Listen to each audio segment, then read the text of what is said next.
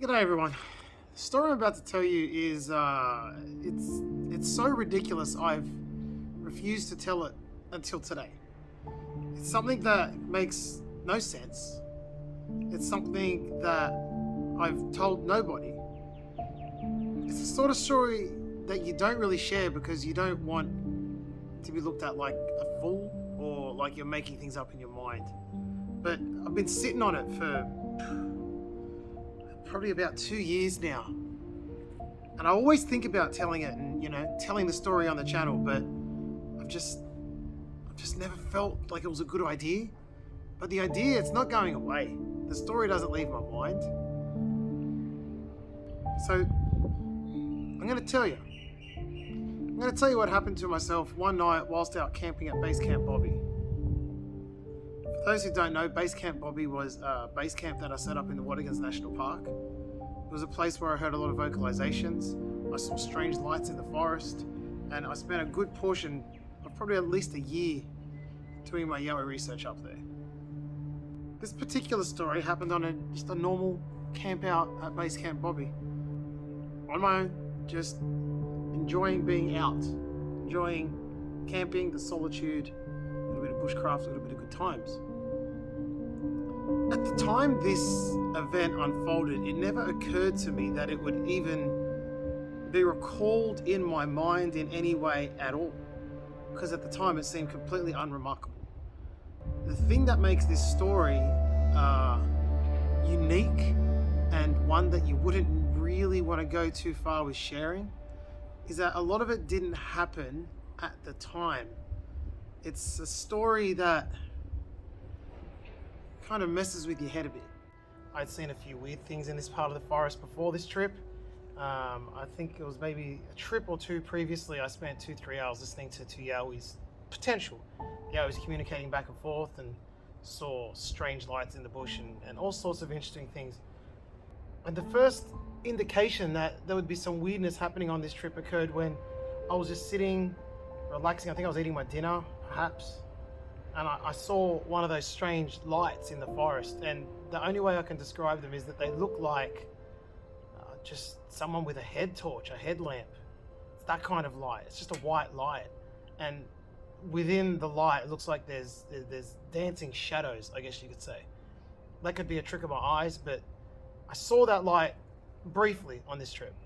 I didn't think much more of it because an isolated light, is not uncommon. At least not where I go, and so I don't always even report on it, to be honest. I report on it if it follows up and turns into something else. So I'd eaten my dinner at this point, and I believe I was listening to music. And I saw in front of me two sets of eyes, or one set of eyes, two yellow eyes. Anyway, maybe about 10 meters from where I was sitting. And I was going to pull out my camera and I was going to follow them and just see what it was. But I very quickly discerned through the shadows that it was a possum, or at least what was presenting itself as a possum, just walking around in front of me. Nothing major. The possum came and the possum went, and I got on with my night. Now, you guys are very quickly going to realize why I tend not to share this story. Because in the flesh and blood, as it happened, I saw a possum. I saw its glowing eyes, yellow, and it kind of just went on. It just moved along with its light. But it wasn't until later that little encounter with what my eyes perceived as a possum started to become a significant event, and it started in a dream. So that night, while at my base camp, I had a dream, and that dream was basically reliving the moment with the possum. And I don't know why my brain decided to replay that moment in my dream state, but it did. Except there was one difference. The eyes of the possum were much larger in my dream, and they were more of a reddy color than a yellow color. And I didn't know what to make of that. I just dismissed it as just a random dream, my brain recycling memories and pushing out information. You know what brains do when they sleep a lot of the time. bear in mind, I don't believe dreams are all just recycling of brain memories and things like that. I do believe dreams have significance sometimes. So I had that dream, and what that dream served was it got this incident rolling through my head. And for whatever reason, just the vision of that possum walking past in front of me just kept rattling through my brain. As I said, I didn't mention it on the video because it was just something that was happening internally, and I didn't think anything significant of it. But as I've recalled and replayed this vision, this event in my head numerous times, this event has also happened in one other dream state that I've been in. I don't like telling this because it makes me sound like I'm crazy. But what has happened over time is that the vision of that possum has morphed in my mind. And it's not like I've invented something or I've made up something. It's almost like the veil of what I saw in that moment in this reality has been removed.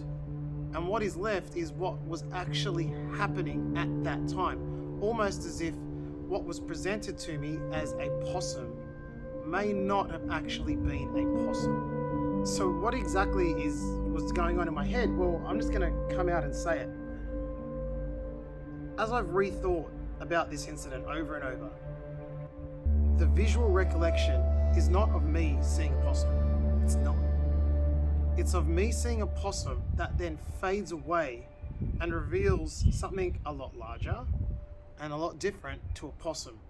In my mind's eye, the way my mind has almost been, this sounds cheesy, this sounds silly, but I feel like I've been led down this path externally. I now recall this incident as a large yowie crawling on its stomach with its hands and feet kind of in push-up position.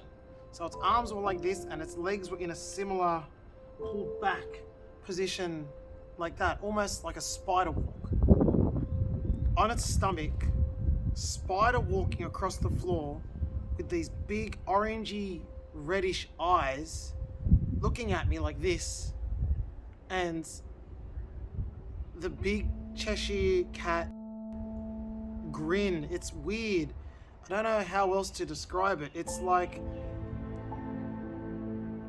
it's this kind of really big teeth and eyebrows raised and the eyes really wide open, non-threatening, but like almost like here I am kind of face.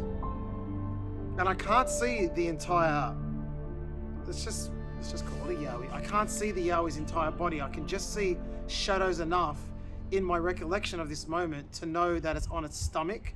Its arms are kind of look like it's doing a push-ups, and I can just make out its legs in a similar bent position. And it's kind of like cartoon style. It's not crawling like this. It's just kind of moving across the floor. Now this makes absolutely no sense, and a lot of people are going to stop this video because the immediate assumption is people are going to make is, dude, you're just minds creating visuals that you want because you're a researcher of all these things. Yowies are a big part of what you read and what you intake and what I think about, and you know, and so my brain's recalling the incident as I would want it to, but I'm just saying a hard no. I've had many instances while I'm out in the bush where I've had questionable circumstances happen that I've never spoke about on camera, and that I haven't spoke about on camera because they're just not significant enough. And my brain hasn't made something else of them. My brain has not invented new visuals for me to remember. I've just got on with my life and just said that was a weird thing that happened and never reported on it. But this was different. It's almost as if the veil has been pulled back and I've been allowed to see what was actually in front of me that night. That it wasn't a possum, that it was a yowie, and that it was visiting me taking another form. Now, I know how that sounds, and as I said at the start of this video, there's a very good reason why it's taken me 2 years to tell this story. I haven't wanted to tell this story for 2 years because I felt it's stupid. But if you recall, some of my communication sessions that I've had with Yowies have revealed information that may make this kind of event possible. Things that, such as Yowies can and will communicate in dreams. Yowies can and will communicate with symbology rather than direct language. That Yowies understand every animal in the bush, and the way it was said led me to believe that they can take the form of other animals, or they can see through the eyes of other animals. They're energetic beings. They are not purely flesh and blood, and they can come and go as they wish. All these things we of course know about infrasound and how a Yowie and these unusual phenomena can influence people to act or not act, to think certain things or to not think certain things. There's a lot that goes into this story to make me think that it was more than just I saw a possum and then imagined a Yowie. I don't know. Make of it what you will. This is 100% real. There's no embellishment. There's no adding of details to make this a more interesting story. As I said, I held off on this story for probably about 2 years because I'm reluctant to tell a story that's so anecdotal, unscientific. It's very wishy-washy at best. But as a researcher who takes pride in looking at all aspects of this phenomena, I think it's time I shared the story and get your guys' take on it. Maybe some of you guys have had similar experiences where you've had an event occur in real time and later your recollection of it is a completely different scenario, to the point where you believe that something else happened in that moment that wasn't exactly, what you saw, what you felt. Why would I dream about a random possum crossing my path when you're out the bush you see that all the time? Why would this event constantly recirculate in my brain to the point where even today I think about it all the time?